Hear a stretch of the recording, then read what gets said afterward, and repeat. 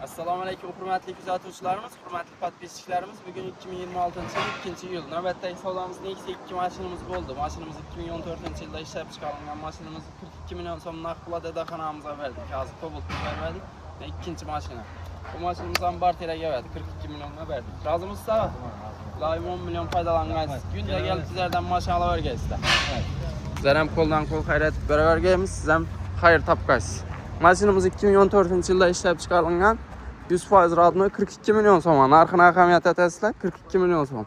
Zo'r. Yana foydalanuvchi 1-2 so'mdan talab olaveradilar. Bizlarda vibrlarimiz kam qoldi. Sotiladigan mashinalar bo'lsa, akkasangizlar ustidan naqd pul xarid qilib qolamiz. Krediti bo'lsa, baramiz kreditini yapamizda sanab ustunda 1-2 so'm zazori bilan biz ham tirikchiligimiz uchun xarid qilib qolaveramiz do'stlar. Pastda nomerlarimizni qoldiramiz. Bemalol aloqa chiqsangizlar Livo ishlaysiz, xalatib beramiz. Mashina temasi bo'yicha. Rahmat.